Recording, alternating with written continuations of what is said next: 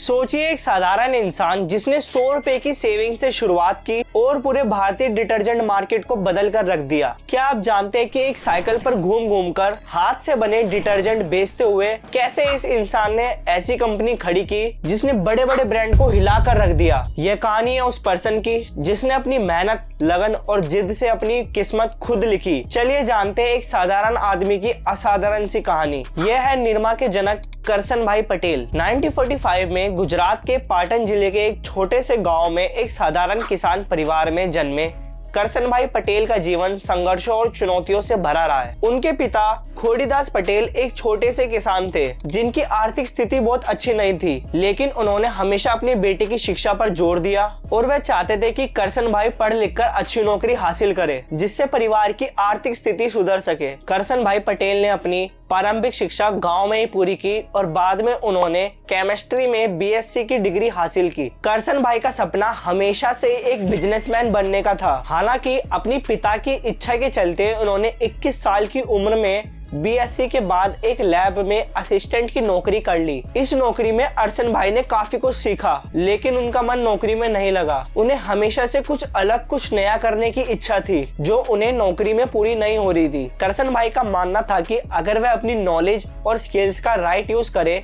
तो वह कुछ बड़ा कर सकते हैं। 1969 में करसन भाई ने गुजरात सरकार के department of mining and geology में केमिस्ट के पद पर काम करना शुरू किया। इस नौकरी ने उनके परिवार की फाइनेंशियल कंडीशन में काफी सुधार तो लाया, लेकिन करसन भाई के मन में कुछ बड़ा करने की इच्छा और भी प्रबल होती जा रही थी। उस समय भारत एक फाइनेंशियल क्राइसिस के दौर से गुजर रहा था और लोगों के पास डेली नीड्स को पूरा करने के लिए पर्याप्त पैसा नहीं होता था। उस समय वॉशिंग पाउडर जैसी चीजें एक लग्जरी मानी जाती थी और ज्यादातर लोग कपड़े धोने के लिए सॉल्ट, सोडा या राख का यूज करते थे। करसन भाई ने इस प्रॉब्लम को करीब से देखा और सोचा कि क्यों ना एक ऐसा वॉशिंग पाउडर बनाया जाए जो सस्ता और इफेक्टिव हो। उन्होंने अपनी केमिस्ट्री की नॉलेज का यूज करते हुए वॉशिंग पाउडर बनाने का प्रयोग शुरू किए। कई बार कोशिश करने के बाद भी उन्हें सक्सेस नहीं मिली, लेकिन उन्होंने हार नहीं मानी। आखिरकार उन्होंने एक ऐसा वॉशिंग पाउडर तैयार किया जो न केवल इफेक्टिव था बल्कि हाथों के लिए भी सेफ था। करसन भाई के जीवन में एक दुखद घटना घटी जिसने उनकी जिंदगी को हमेशा के लिए बदल दिया। उनकी बेटी निरुपमा का एक सड़क दुर्घटना में निधन हो गया। इस घटना ने करसन भाई को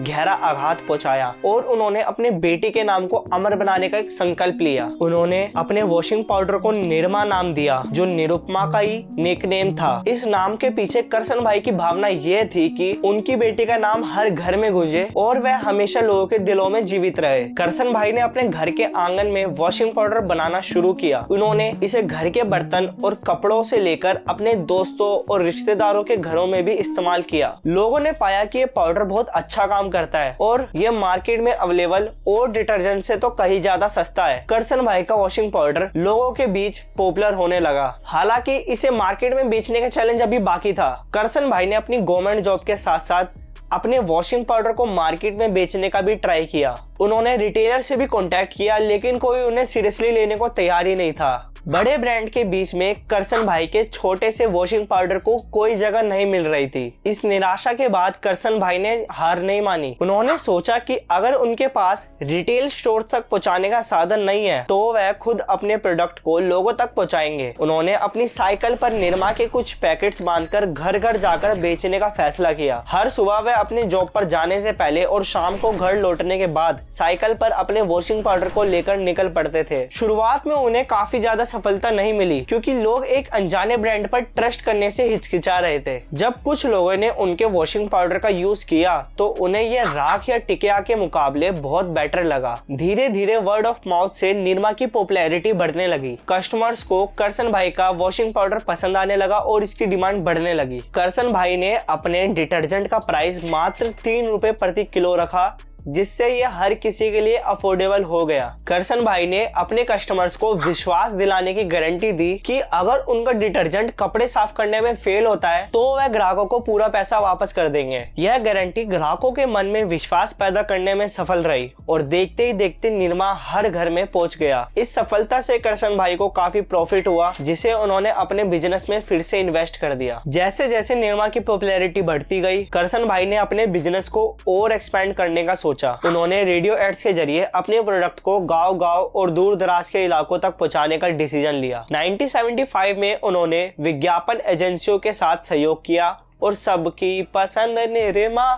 जिंगल से जनता का दिल जीत लिया। यह जिंगल इतना लोकप्रिय हुआ कि लोग इसे गुनगुनाने लगे और निरमा की पहचान हर घर में बन गई। रेडियो विज्ञापन के बाद करसन भाई ने अपने निरमा ब्रांड को और भी बड़ा बनाने के लिए टीवी एड्स का सहारा लिया। इसके अलावा कंपनी ने अपने पहले टीवी एड में हेमा, रेखा, जया और सुषमा जैसे पात्रों का उपयोग किया, जिसने महिला दर्शकों को सीधे तौर पर टारगेट किया। इस विज्ञापन ने निरमा को घर घर में एक पहचान दिलाई और दुकानदार भी निरमा का स्टॉक रखने लगे। निरमा की सक्सेस के पीछे करसन भाई की कड़ी मेहनत और उनकी थिंकिंग का बहुत बड़ा हाथ था। उन्होंने न केवल एक सस्ता और अच्छा प्रोडक्ट बनाया, बल्कि उसे सही तरीके से बाजार में पेश भी किया। 1988 तक निरमा भारतीय डिटर्जेंट मार्केट में एक बड़ा नाम बन चुका था और इसका मार्केट शेयर 60% तक पहुंच गया था।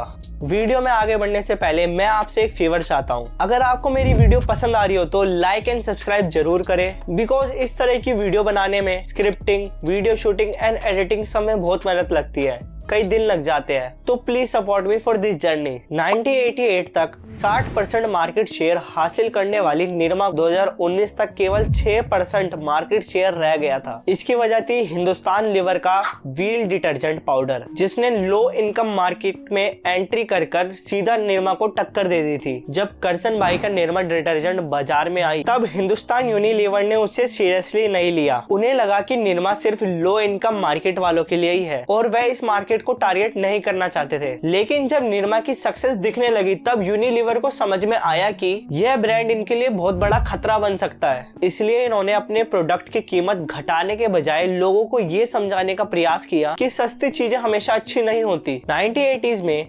यूनिलीवर ने अपने डिटर्जेंट पाउडर सर्फ का प्रचार करते हुए यह संदेश दिया कि क्वालिटी मायने रखती है और सर्फ का उपयोग करना बेहतर है, भले ही वह महंगा हो। लेकिन तब तक बड़ी संख्या में निरमा के लॉयल कस्टमर्स बन चुके थे और इस तरह की प्रमोशनल स्ट्रेटेजीज निरमा की पॉपुलैरिटी को कम नहीं कर सकी। इसके बाद यूनिलीवर ने 1988 में व्हील नामक सस्ता डिटर्जेंट पाउडर लॉन्च किया, जो निरमा का डायरेक्ट कॉम्पिटिटर था। व्हील को इस तरह प्रमोट किया गया कि ये हाथों के लिए बहुत ज्यादा कोमल है, जबकि निरमा नहीं। इस दौरान एक और कॉम्पिटिटर घड़ी डिटर्जेंट भी बाजार में आ गया, जिसने लो इनकम मार्केट को टारगेट किया। निरमा ने इसके जवाब में 1990 में साबुन और अलग प्रोडक्ट्स लॉन्च किए। हालांकि इन प्रोडक्ट्स ने निरमा को कुछ प्रॉफिट कराया, लेकिन इसके साथ ही सस्ते ब्रांड की इमेज भी बना दी। करसन भाई ने प्रीमियम सेगमेंट में सुपर निरमा के साथ एंट्री किया, लेकिन उसे उतनी सफलता नहीं मिली जितनी बजट सेगमेंट में मिली थी। समय के साथ लोग नई चीजों की तरफ अट्रैक्ट हुए और निरमा की पुरानी इमेज धीरे धीरे धुंधली पड़ने लगी। निरमा ने अपनी पैकेजिंग को और विज्ञापन को समय के साथ बदलने का ट्राई नहीं किया, जिससे उसकी मार्केट पार्टनरशिप घट गई। निरमा ने और बिजनेसेस में एक्सपेंशन किया, जैसे कि एजुकेशन एंड सीमेंट इंडस्ट्री, लेकिन डिटर्जेंट मार्केट में अपनी पुरानी इमेज दोबारा से हासिल नहीं कर पाया। बाजार में बढ़ते कंपटीशन और ग्राहक के बदलते नजरिए को देखकर निरमा ने अपने बिजनेस को डाइवर्सिफाई करना शुरू कर दिया। 1995 में करसन भाई पटेल ने एजुकेशन सेक्टर में कदम रखा